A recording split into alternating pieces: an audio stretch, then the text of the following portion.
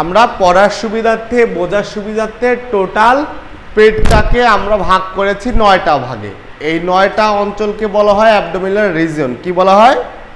Abdominal reason. আমরা সেই abdominal রিজনের এলাকার নামগুলো লিখে দিচ্ছি, কোন অংশের কোন নাম। এই নামটা মুখস্থ করে আসবে, বৃহস্পতিবার দিন আমরা কোন অংশে কোন অর্গান আছে এটা লিখে দেবো। ঠিক আছে?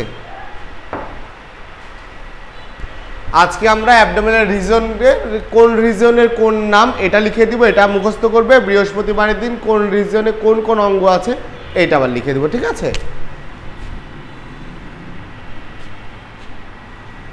এটা হচ্ছে বৃত্তর পেট। আচ্ছা, বৃত্ত, এটা তোমার পেট। এটা হচ্ছে রাইট, এটা right hypochondrium, left hypochondrium, epigastric.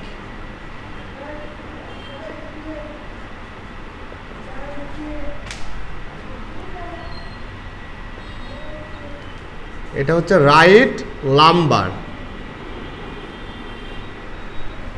এটা হচ্ছে লেফট লাম্বার,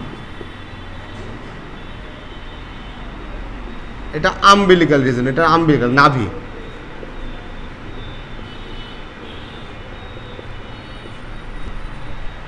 এটা হচ্ছে রাইট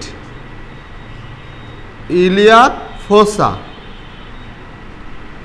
এটা হচ্ছে লেফট ইলিয়াক ফোসা।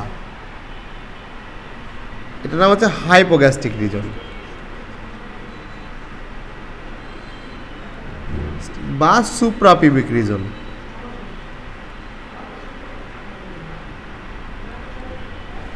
আচ্ছা, এটা লিখে নাও।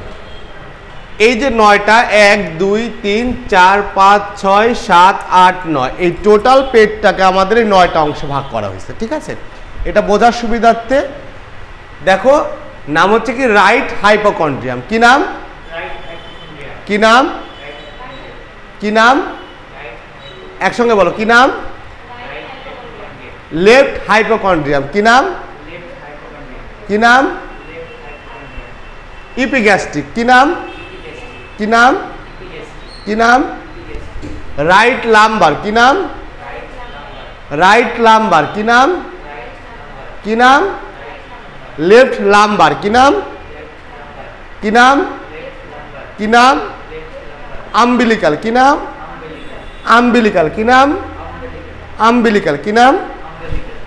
Right iliac ফোসা। কি নাম?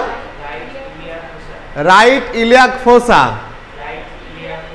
Left iliac ফোসা, left iliac ফোসা, left iliac ফোসা, hypogastric বা সুপ্রাপিউবিক, পিউবিক, হাইপোগ্যাস্ট্রিক বা সুপ্রাপিউবিক, হাইপোগ্যাস্ট্রিক বা সুপ্রাপিউবিক।